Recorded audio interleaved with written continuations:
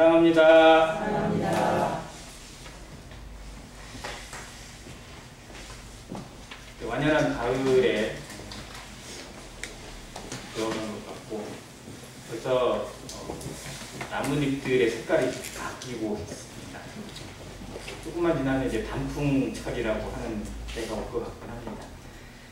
정말 자연의 이 오묘함은 정말 우리는 너무 자연스럽게 바라보고 있으니까 당연히 그러려니 하는데 그 숨겨져 있는 그 비밀들, 그 속에 이루어지는 그 하나님의 그 작품들을 자세히 들여다보고 있노라면 정말 하나님께서 우리를 어떻게 사랑하셨는지, 얼마나 우리 마음속에 다양한 것들을 주고 계시는지 한번 생각해 볼 수가 있었습니다. 늘 하나님의 은혜를 잊지 않고 기억하고 바라보고 누리는 성도 되시길 바라면서 오늘은 신약 인물을 공부하는 시간입니다. 오늘 공부할 신약 인물은 누가입니다. 이름이 누가인데 누가복음과 사도행전의 저자라고 알려져 있는 누가에 대해서 살펴보기를 원합니다. 신약 성경이 총 27권이 있습니다. 27권에 있는 신약 성경 가운데 가장 분량이 많고 긴 성경이 혹시 어디인지 아세요? 신약 성경 27권 중에 제일 분량이 많은, 제일 긴 성경.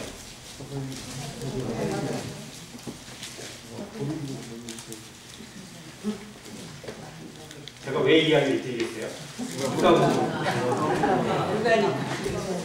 누가복음은 총 24장까지 있는데도 불구하고 28장까지 있는 마태복음이나 사도행전보다 분량이 훨씬 많습니다. 길어요. 페이지 수가 많고 절 수가 많습니다. 예를 들면 누가복음 1장은 80절까지 있어요. 2장은 52절까지. 이게 각 장마다 정말 분량을 많이 가지고 있어서 전체 분량이 가장 긴 성경이 누가복음. 그럼 두 번째로 긴 성경은 어딜까요? 네. 그럴 줄 알았는데 실상은 마태복음이 두 번째로 깁니다. 네, 첫 번째 긴 누가복음과 세 번째 긴 사도행전을 누가가 기록을 했어요. 자, 그러면 다시 한 가지 또 질문 드릴게요. 성경에 신약 성경에서 가장 많은 책을 쓴 사람은 누구죠? 기록한 사람은? 사도 바울이 총 13권을 기록했다고 알려져 있습니다. 여기는 히브리서는 빼놨어요. 히브리서도 사도 바울이 기록했다고 주장하는 사람들이 많이 있긴 한데 아무튼 13권은 사도 바울의 저자로 드러나 있습니다. 자, 그러면 사도 바울이 기록한 13권의 책의 분량과 누가가 기록한 2권의 분량을 비교해보면 어디가 더 많을까요? 혹시 이렇게 동화를 아시는 것 같아요. 누가가 기록한 분량이 2권밖에 안 되는데도 더 많아요. 분량이 더 많습니다. 즉 하나님께서 이 신약 성경의 위대한 진리와 그 역사를 기록할 때 사도 바울도 분명히 아름다운 역사를 기록하고 또 기록을 하시게 하셨지만 누가라는 사람을 통해서 더 많은 분량을 기록하게 하신 은혜를 누렸다는 겁니다. 그런 면에서 보면 누가는 정말 성경에 많이 나오지도 않아요. 혹시 신약 성경에 누가라는 이 이름이 몇 번 나오는지 아세요? 누가가 신약 성경에 그 이름으로 기록되어 있는 게 몇 번이나 될까요? 제가 안 해봐서 잘 모르잖아요. 네. 아니면 제가 이렇게 얘기 안 하겠죠. 되게 적어요. 생각보다 적습니다. 딱 3번 기록해요. 그렇게 많은 성경을 기록한 기록자인데 성경에 그 이름이 등장하면 딱 3번밖에 안 나와요. 심지어 본인이 기록한 누가복음에 누가라는 이름이 나올까요? 안 나올까요? 안 나와요. 자기가 그 책을 왜 썼는지를 알려주는 1장 1절부터 4절까지에 있는 내용을 봐도 거기에 누가라는 이름도 안 나와요. 그냥 데오빌로 각하 이름만 나와요. 그 사람에게 쓰는 거예요. 그 사람에게 보여주고 들려주고 복음을 전하기 위해서 기록했다고 알려져 있는 목적만 나와 있지 자기의 이름이 안 나와요. 사도행전에도 본인이 기록을 했잖아요. 그런데 본인 이름이 안 나와요. 그런 면에서 보면 누가가 정말 하나님 앞에 어떻게 쓰임 받았는지, 그의 인격이나 성품이 어떠했는지를 한번 생각할 수 있는 그런 대목이 여기에 담겨 있습니다. 누가 이름이 기록되어 있는 성경 찾아보겠습니다. 골로새서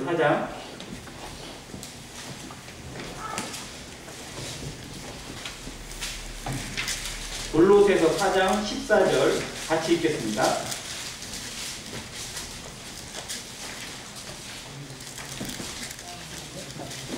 시작. 사랑을 받는 의사 누가와 또 데마가 너희에게 문안하느니라.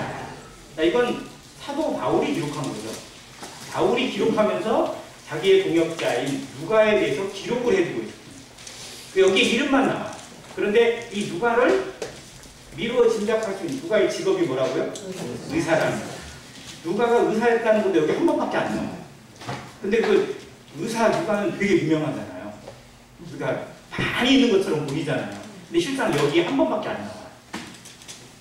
자, 그런 의미로 보게 되고 또 한 가지 더 보겠습니다. 빌레몬서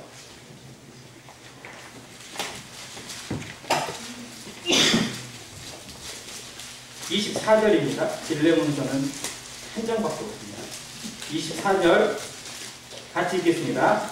시작. 또한 나의 동역자 마가, 아리스라고 데마, 누가가 문안하느니라. 여기도 누가라는 이름만 나옵니다. 자, 그래서 여기로 봐서는 누가가 도대체 무슨 일을 얼마나 어떻게 했는지를 정확하게 미루어 짐작하기가 어려워요. 분명히 하나님을 믿는 사람으로 복음을 시인한 성도로서 사도 바울의 동역자로 같이 고생을 한 것은 알겠는데 얼마나 어떻게 했는지를 제대로 찾아보기가 어려워요. 이 내용 가지고. 자, 또 한 가지 나오는 구절은 디모데후서입니다. 앞부분으로 가셔서 디모데후서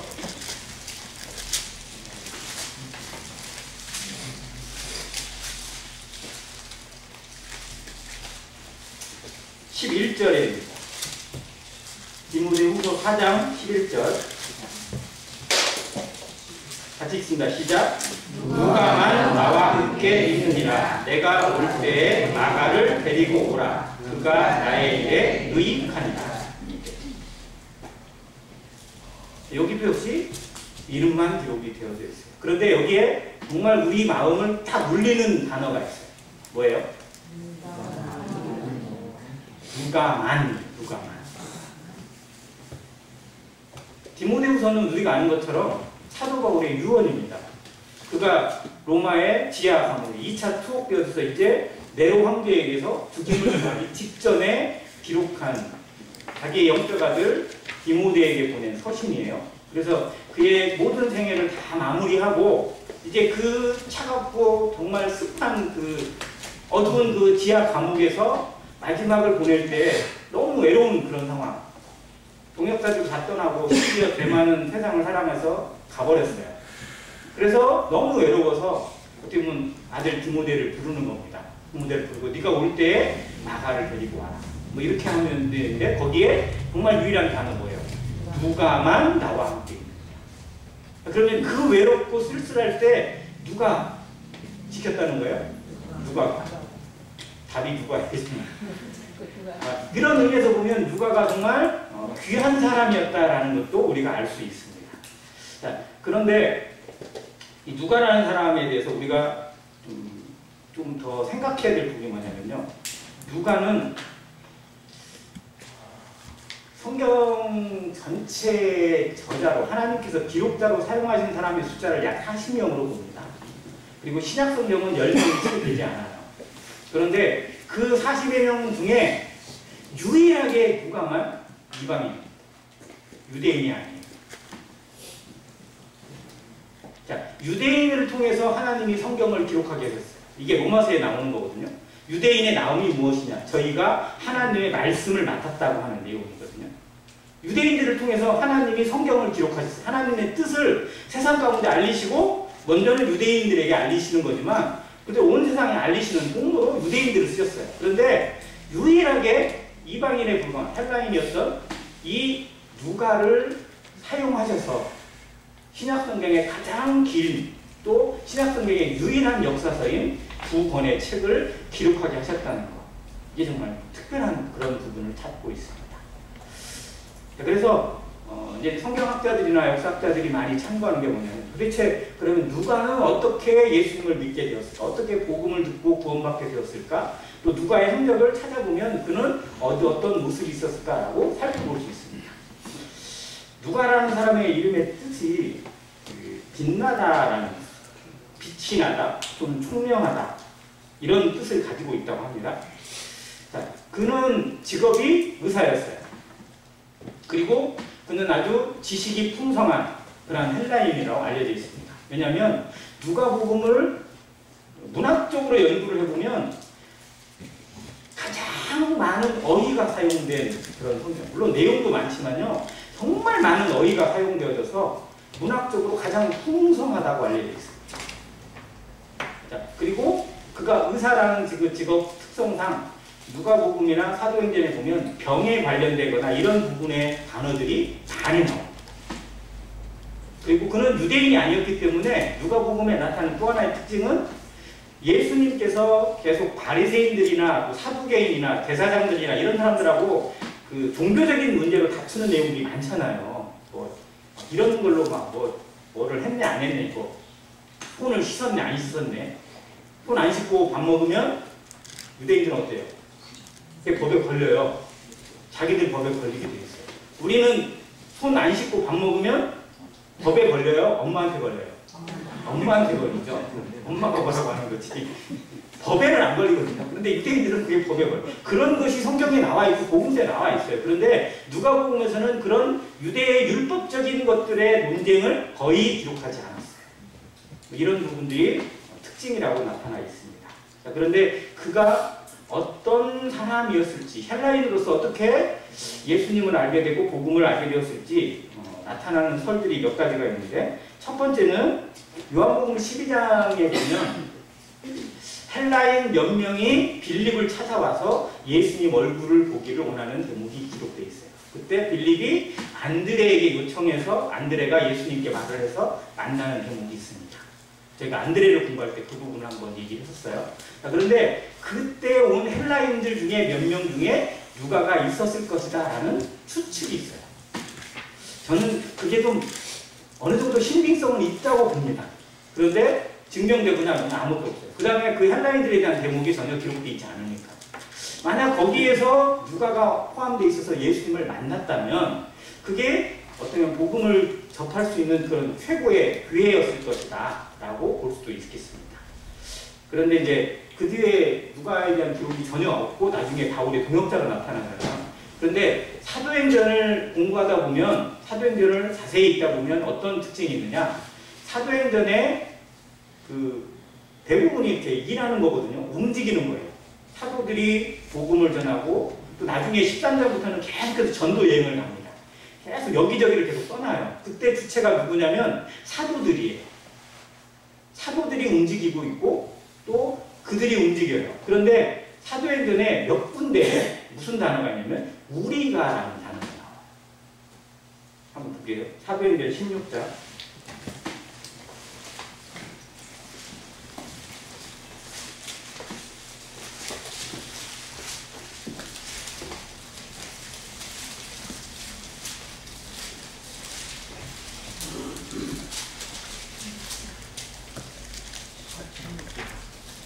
자, 16장 10절인데요.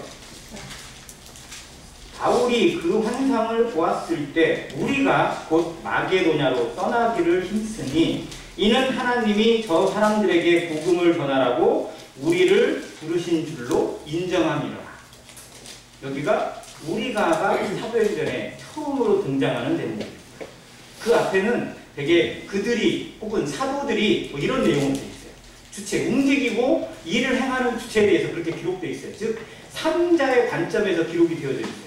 왜냐하면 누가가 저자잖아요. 누가가 기록자잖아요. 누가가 같이 안 있으니까 거기에 대해서는 그들이라고 혹은 사도들이 이렇게 기록을 했어요. 그런데 이 16장 10절에서는 뭐라고 되어 있어요? 우리가라고 되어 있어요. 즉 여기에 누가가 어떻게 됐다는 거예요?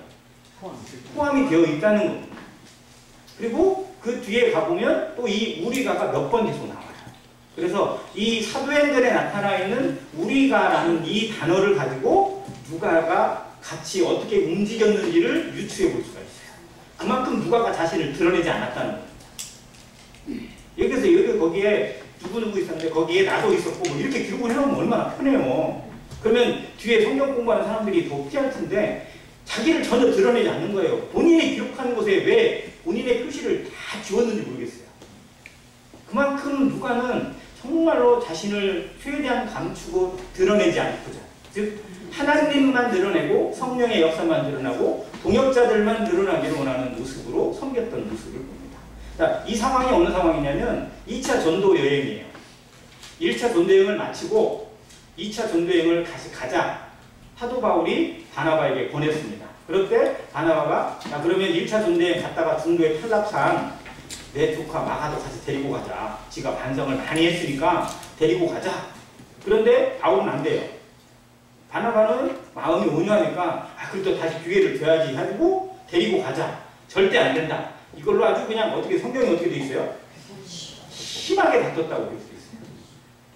그래서 바울은 따로 갈라서자. 갈라서가지고 바나바는 마가 데리고 가고 바울은 이제 데려갈 사람이 필요하잖아요. 그래서 누구를 데리고 가요? 신라를 데리고. 이제 그 예루살렘 공회에서 이제 그 신라를 눈여겨봤거든요. 그래서 그 신라를 택해서 같이 갑니다. 그때 보면 마음이 편하지 않겠죠. 그리고 가다가 루스드라라는 곳에 가서 1차 전도여행을 했던 곳이에요. 거기에 들러서 가보니까 주의 제자 디모데가 있어요. 예, 그는 아마 그 전부터 성경 공부 잘 알았고 아마 1차 전도여행 때 바울을 아마 경험했던 그런 청년으로 분별됩니다. 준비된 청년이 있었어요. 그를 합류시킵니다. 예, 하나가 더 더해진 거예요. 그렇게 더해져서 여기저기로 갑니다. 근데 가는 데마다 이제 처음에 복음을 전하고 이렇게 했는데 계속 가는 데마다 성령이 막으시는 거예요. 어디로 가려고 하면 막고, 어디로 가려고 막고. 그래서 결국 어디로 가느냐면 드로아라는 곳에 갑니다. 여기 2차 전도여행의 거점 중에 하나가 드로아예요. 지금 우리가 알고 있는 트로이라고 하는 곳입니다. 항구예요. 이 드로아에 갔을 때부터 지금 이 내용이 기록돼요. 그런데 이 드로아에 있을 때 누가가 합류한 것으로 분별이 되어지는 겁니다.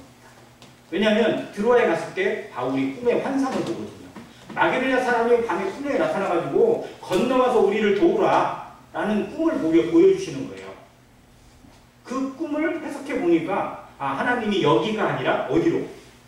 바다 건너 유럽으로 가서 복음을 전하라고 하시는 거구나. 우리의 눈은, 우리의 세계는 여기까지인데 하나님은 이 한계를 뛰어넘어서 건너가게 하시는 거야. 그래서 막으신 거구나 라는 것을 분별하셨어요.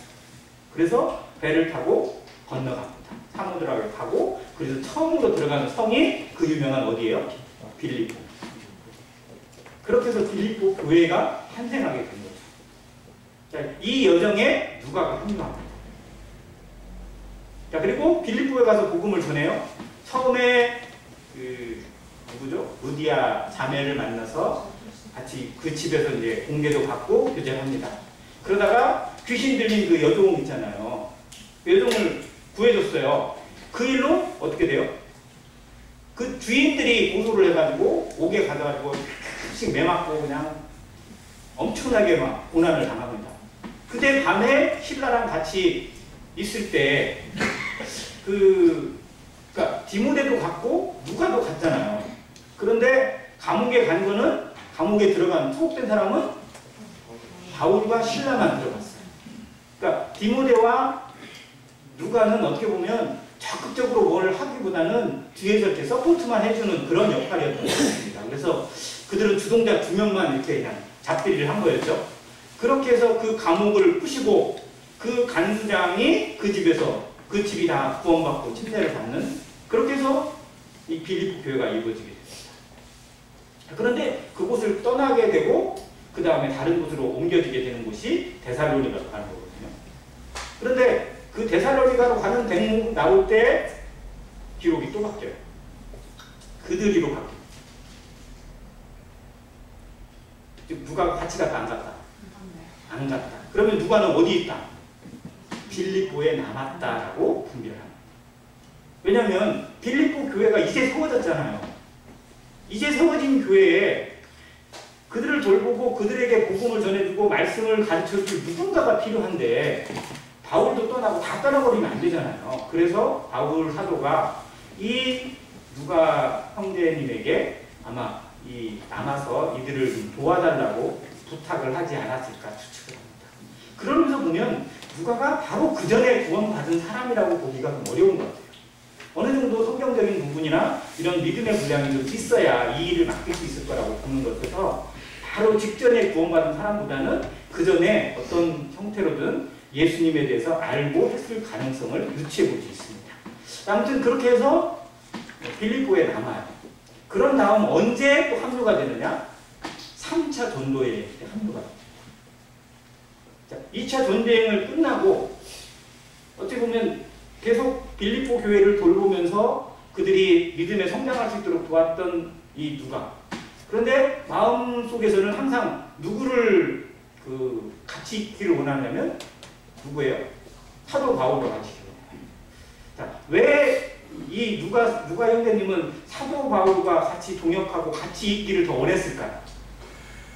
우리가 한번 생각해 볼 수 있는 대목이 있어요. 자, 누가의 형제님의 직업이 뭐라고요? 의사. 자, 그럼 사도 바울은 의사가 필요해요? 안 필요해요? 필요해요. 진짜 필요한 사람이에요. 그러니까 의사의 입장에서 보면 사도 바울은요, 진짜 하루만 잘못해도 막 쓰러질 것 같은 그런 중대한 질병을 안고 사역을 계속 하고 있는 사람이에요. 그러니까 의원의 입장인 그 눈으로 봤을 때 정말 하루가 어떻게 보면 위기고 한순간이 기적이고 자신이 할 수 있는 한 최대한 도와주고 싶은 마음이 늘 이 누가 형제님에게 있었다고 보여집니다. 왜? 의사의 입장에서 볼 때 저래 가지고 하루를 버틴다는 거, 1년을 버틴다는 거, 저렇게 여행을 한다는 거, 그렇게 고생을 하고 매를 맞고 뭐 하고 하는 것들을 어떻게 견뎌야지 정말 기적 같은 일이 계속 보는 거예요. 그래서 더 가까이 있고 싶고 옆에서 지켜주고 싶고 이런 마음을 누가 갖습니다. 3차 전쟁 때 같이 합류가 되어져서 그때 이제 계속 그때부터는 디모데후서에 나오는 것처럼 끝까지 자리를 떠나지 않고 정말로 최후의 순간까지 자리를 지킨 한 사람으로 누가 형제님입니다. 그런 면에서 보면 누가 형제님은 진짜 초지일관된 성도의 모습 같아요. 성도들의 삶을 들여다보면 또 성경에 기록되어 있는 수많은 믿음의 선진들의 삶을 들여다보면 좀 꾸준한 사람이 있는가 하면 또 어때요? 이런 사람이 있어요? 없어요? 있잖아요. 이런 사람의 대표가 누굴까요? 베드로도 이런 대표적인 사람이고 또 마가복음에 제가 마가도 마찬가지거든요. 막 할 때는 막 할 것 같은데 좀만 힘들면 이렇게 됐다가 그러다가 다시 일어나고 그러잖아요. 근데 우리들의 성격이나 우리들의 성향을 보면 우리도 누가의 성향보다는 마가의 성향이 더 많은 게 사실이에요. 좋을 때는 막 내 목숨 다 드릴 것 같고 막 뭐라도 할 것 같고 막 그러는데 조금만 힘들어지고 그러면 막 옆에 쳐다보고 막 다른 사람 쳐다보고 왜 나만 이러고 있어 막 이러면서 그냥 비교하거나 이러기가 쉬워요. 그런데 누가는 정말 그런 것에 있어서 전혀 개의치 않고 초지일관된 모습으로 하나님만 바라보고 표대만 바라보고 간 모습을 그대로 보여주고 있습니다. 그런 의미에서 사도 바울과 누가 너무 닮았어요. 사도 바울은 분명 그의 삶이 부름받기 전까지는 정말 극단적이었어요. 그리고 성격적으로 보면 사도 바울이 상당히 성급한 사람으로 분별이 됩니다.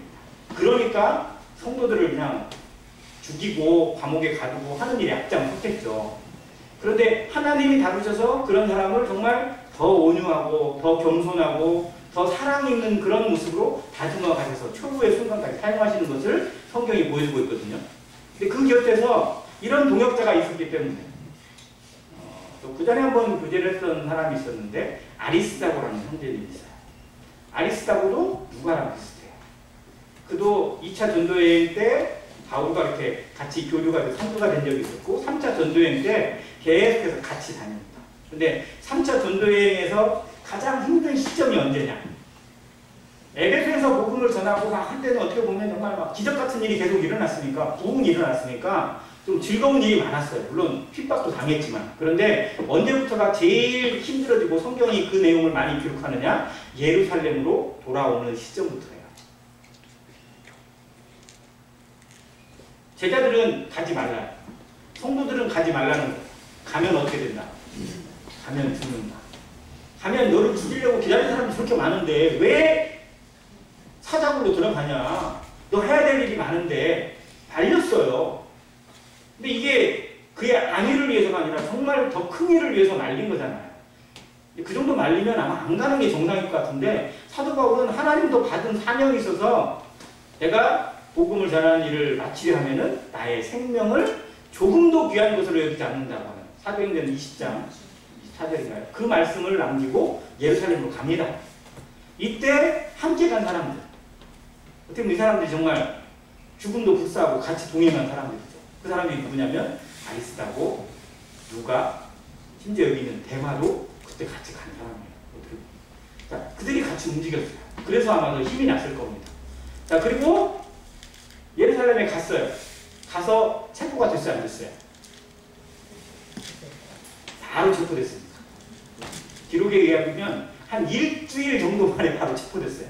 가서 성전에 가서 뭐 좀 하려고 하니까 그냥 바로 와가지고 다 박아버렸어요. 유대인들이 막 이런 놈은 죽여야 된다고. 재판도 안 하고 죽이려고 했던 거를 청부장에 가서 뜯어 말린 거예요. 그래서 겨우 목숨을 건지고 여기저기 얘기를 들어봐요, 청부장이. 청부장이 들어보니까 이건 자기는 도대체 재판을 못하겠어요. 이거는 무슨 큰 죄를 진 것도 아니고 종교적인 문제고 자기들의 율법에 관계된 문제인데 자기가 어떻게 할 수가 없잖아요. 그 사이에 바울을 죽이기 전까지는 먹지도 않고 마시지도 않겠다는 40명의 결사대가 만들었다는 소식을 듣고 청부장이 가이사랴로 군대 따라서 보내버립니다. 그렇게 해서 가이사랴에 갔어요. 가이사랴에 갔는데 총독 벨리스라는 사람이 재판을 하라고 맡겨놨더니 재판은 안 하고 뇌물 받을 생각만 하고 그렇게 해서 몇 년 동안 2년 동안 거기에 꼼짝없이 옥살이를 하고 있었어요. 그러니까 저는 이 부분이 진짜 사도 바울에서 억울했을 것 같아요. 할 일이 그렇게 많은데 재판을 받는 것도 아니고 감옥에다 가다 놓고 근데 자유는 줬어요. 여기저기 성도들을 만나고 뭐 도주할 수 있도록 하긴 했는데 어디도 못 가. 왜? 재판 받아야 될 죄수의 신분이니까. 20년 동안 있었다니까요. 자, 2년 하면 떠오르는 거 있지 않으세요? 누가 억울한 옥살이 2년 동안 했었는데 요셉이 요셉이 2년 동안 억울하게 옥살이 했잖아요. 당연히 자기 풀어줄게 하고 나간 놈이 풀어주기는 그냥 싹 잊어버리고 그게 만 2년 후에 바로가 꿈꿔가지고 나간 거잖아요. 근데 잠깐만 비슷하게 연결되는 것 같아요. 어떻게 보면 2년을 손해보는 것 같고 정말 억울한 시간 같은데 그 시간 동안에 하나님은 또 일을 하셨어요. 그때 이 누가 형제님이 참 많은 일을 했던 것 같습니다. 주변을 돌아보면서 또 거기 이스라엘 모든 일을 하고 예수님의 행적에 대한 모든 것들을 찾아서 또 기록을 하려고 준비. 왜? 그는 먼 날을 남기는 일에 꼼꼼했어요. 나중에 이제 재판을 로마 황제에게 받겠다고 해가지고 배를 타고 로마로 가는 여정 아시잖아요. 사도행전 27장에 나와 있는 여정. 가다가 뭐를 만나요? 풍랑. 그냥 단순한 풍랑이 아니에요. 유라굴로라고 하는 광풍을 만납니다. 그래서 어떻게 됐어요?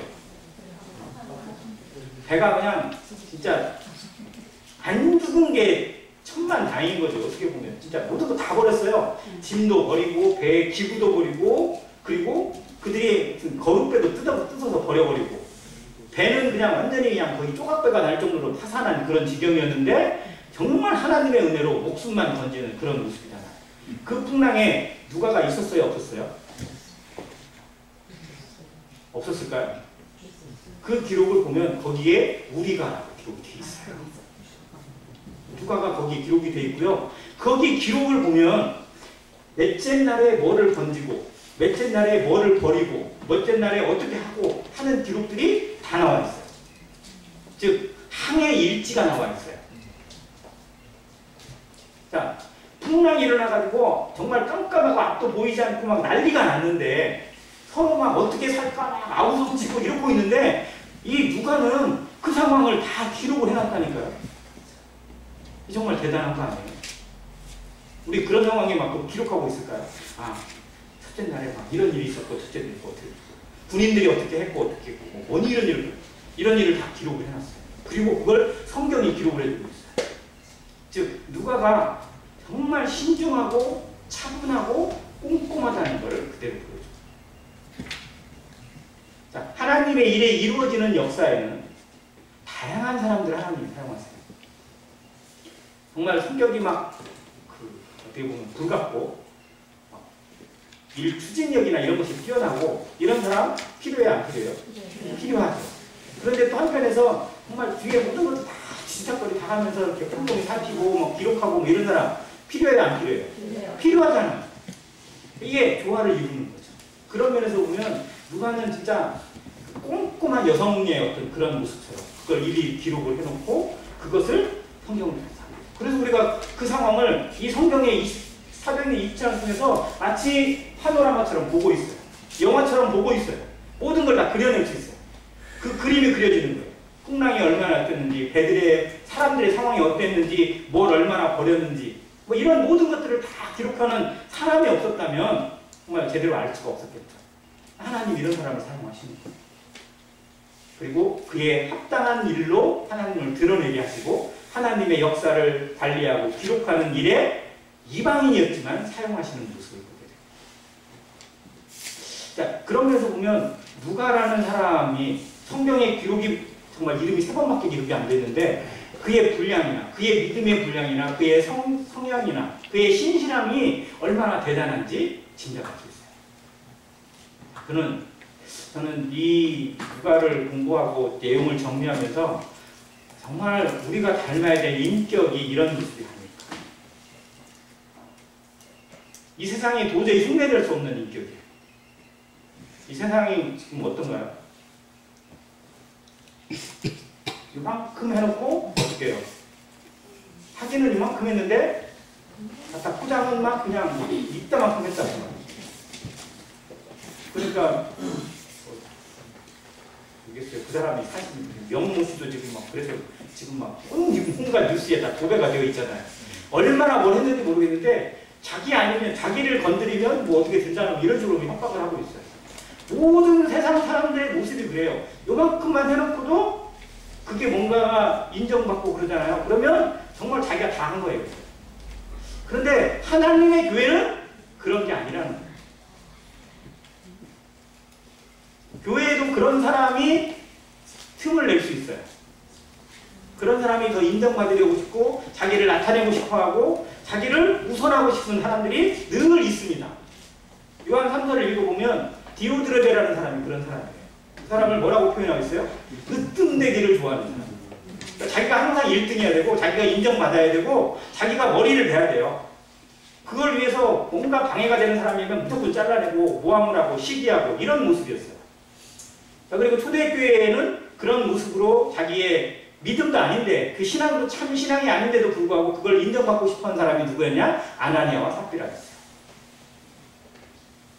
바나바가 그렇게 막 자원하는 마음으로 자기 밭을 다 막 사도들에게 갖다 바쳐가지고 사도들이 칭찬해주고 막 그러니까 한편에서는 나도 밭 있는데 나도 한번 해볼까? 뭐예요? 인정받고 싶다 이거예요. 나도 칭찬받고 싶다.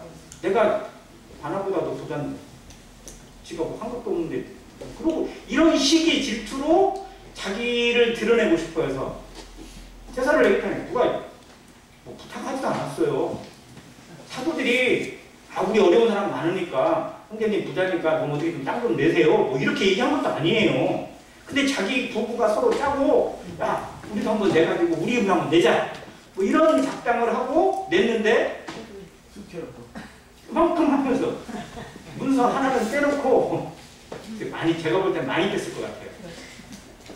이만큼 내면서 막 마치 천부를 낸 것처럼 바제 포장해가지고 내는. 근데 그걸 이미 다 지켜보고 있는 베드로의 입장에서 다시 물어보잖아요. 이것이 네가 가진 바제 전부냐? 예, 전부를 다 드린 겁니다. 하고 자신 있게 얘기하는 모습. 그러니까 그가 헌금을 속여서 준 게 아니고요. 정말로 그 사도권을 탐을 내고 사도들의 인정을 받고 교회의 머리가 되고자 하는 모습 때문에 하나님께서 본보기로 치실 수밖에 없던 모습이에요. 제사장 두 아들의 죽음 저희가 보셨잖아요. 그 제사장이 처음 만들어지고 제사가 이루어지고 하는 그때에 자기를 나타내고 그 질서를 무시하고 함부로 했던 나답과 아비후를 하나님께서 죽일 수밖에 없었던 그런 모습처럼 세상은 정말 그런 하나님의 엄미한 심판이 그들에게 있던 걸 보게 됩니다. 그런 면에서 보면 이 누가 같은 사람이 얼마나 교회에게 합당한지, 이 시대에 얼마나 아름다운지, 이 시대의 안행교회 성도들에게 정말 이 누가의 인격이나 이 성품, 정말 그는 자신은 철저히 감추고 낮추면서도 다른 이들에 대해서는 자세히 기록해주고 그들에 대해서 정말 하나라도 없이 빠뜨릴까 봐서 꼼꼼하게 기록하는 그런 모습들 자체가 얼마나 아름다운지를 생각해 봅니다. 또 한 가지는 그가 의사잖아요. 그러니까 당시에 의사는 신분적으로 어떤 미래나 이런 것들이 보장이 전혀 안 됐을까요? 어땠을까요? 지금도 의사하면 그게서 이제 대통령 때문에 의사라는 직업이 어떻게 될지는 잘 모르겠지만 그때 당시에도 의사라는 이 직업은 정말 인정받는 그런 모습이었어요. 왜냐하면 사람들의 생명을 다루고 그렇기 때문에 의사에게 뭐 많은 재산을 갖다 바치거나 돈 있는 사람들은 자기 병 고치기 위해서 정말 어떤 것을 했었어요. 그러니까 그 예수님의 옷자락을 잡은 여인에 대해서 다른 기록을 자세히 보면 정말 그 많은 재산을 여러 의사들한테 다 갖다 바친 그런 모습이 나온 거죠. 이런 모습에서 보면 의사는 정말 어떻게 보면 촉망받는 직업입니다. 그런데 그 직업을 버려요. 미래를 버리고 복음을 택합니다. 자신의 안정된 생활을 버리고 복음을 택하고 사도들과 함께 고난받는 길을 택합니다. 그 길은 결코 쉬운 길이 아닙니다. 누구에게 인정받는 길도 아니었어요. 가는 곳마다 욕먹고 가는 곳마다 쫓겨다니고 가는 곳마다 돌멩이를 감수해야 됐어요. 사도 바울이 자신의 생애를 쭉 고백한 그 고린도 후서의 내용을 보면요, 정말 이건 인간이 감당할 수가 없어요. 뭐 강도의 위협, 동족의 위협, 풍랑의 위협, 뭐 강의 위협이나 뭐 사람도 그렇고 자연도 그렇고 특히 이방인이나 유대인들의 위협은 더 말할 것도 없고, 아무튼 그런 모든 위협을 당하면서도 그 길을 결코 포기하지 않았던 사도 바울 그리고 그의 동역자들. 그래서 저는 누가를 보면서 아마 예수님을 제대로 배우는 성도다라는 생각이 들었어요. 예수님이 이 땅에 오시면서 하신 말씀이 있습니다. 여러 가지 말씀들이 있는데 그 중에 뭐예요? 병든 자에게라야 의원이 쓸데있다고 했어요. 건강한 자에게는 의원이 쓸데없다. 병든 자에게라야 쓸데있냐. 내가 의인을 부르러 온 것이 아니라 죄인을 부르러 온 것이다. 예수님의 눈은 죄인들을 향해서 가 있었고, 병든 사람들을 향해서 가 있었고, 버림받고 천한 사람들을 향해서 가 있었어요. 사람들이 외면하고 사람들이 버린, 사람들이 쳐다도 보지 않는 그런 사람들에게 더 가 있었어요. 그리고 그 사람에게 자기의 손을 내밀어서 만져주시고, 그의 눈에 손을 대시고, 그 문둥병에 손을 대시고, 그의 모든 아픔을 어루만져주면서 일으키셨습니다. 우리가 그런 사람 아니에요? 우리가 누가 돌보거나 누군가에게 인정받고 누군가에게 자랑할 만한 것이 있어서 여기 있는 게 아니라 정말 하나님의 하나는 은혜, 정말 누구도 거들떠보지 않고 누구도 어떻게 할 수 없는 그런 어떻게 보면 막장 인생이었던 나에게 하나님이 은혜를 베푸셔서 나 같은 사람을 어루만져 주셔서 우리가 여기에 있습니다. 여기에서 하나님을 배우고 여기서 하나님을 사랑하고 여기서 복음을 사랑한다고 고백합니다. 그 사랑이 이제 됐으니까 자고함으로, 자만으로, 교만으로, 시기로 나가는 게 아니라 정말 내가 받은 사랑 그대로 나눠줄 수 있는, 주님이 주신 그 사랑 그대로 갚아줄 수 있는 모습이 진짜 성도의 모습입니다. 그런 데서 보면 이 누가는 주님의 마음을 그대로 닮아서 그 의원의 마음으로, 병든 자를 긍휼히 여기는 의사의 마음으로 사도 바울을 돌보고, 그리고 불신자들을 돌보고 이방인들을 바라봤어요. 그래서 그 모든 것들의 기록을 남겨두고 아픈 몸을 불구하고도 복음을 위해서 자신을 드리고 있는 사도 바울과 끝까지 함께하면서 그의 곁을 전혀 떠나지 않고 마지막 순간까지 지키면서 그의 모든 생애를 기록하고 그의 모든 행적을 하나님 앞에 드러내고 그리고 우리에게 보여주고 있습니다. 나중에 누가는 그 감옥에서 나와서 약 한 30여 년 더 다른 곳에 가서 복음을 전하면서 나중에 순교를 했다고 알려져 있습니다. 그는 평생 독신으로 살았다고도 알려져 있어요. 그것도 사도 바울을 통해 배운 하나님 앞에 배운 그런 소원이 아닐까 생각도 하게 됩니다. 이런 누가 모습 이방인에 불과했지만 그런데 하나님께서 그렇게 교회를 핍박했던 바울을 통해서 하나님의 위대한 복음 그리고 교회를 세워나가신 것처럼 이방인에 불과했던 누가를 부르셔서 하나님의 그 복음의 역사를 기록하게 하시고 사도들의 행적을 기록하게 하시고 하나님이 성령이 어떻게 일하셨는지 그 증거들을 기록하는 자로 사용하셨다는 거예요. 그래서 우리가 지금 이 시대에도 이방인에 불과하지만 하나님 앞에 들림받아서 하나님의 손에 사용되지는 도구가 되어져서 뭔가를 기록하고 뭔가를 남기고 누군가에게 나의 가진 것들을 나누어주는 그리고 복음을 나눠주고 하나님의 사랑을 베푸는 자로 사용하신다는 것. 이것이 우리 인생의 최고의 은혜라고 생각됩니다. 이 은혜를 잊지 않고 정말 믿음의 선진들을 본받아 따라가는 안양교회 성도 되시기를 간절히 바랍니다. 이상입니다.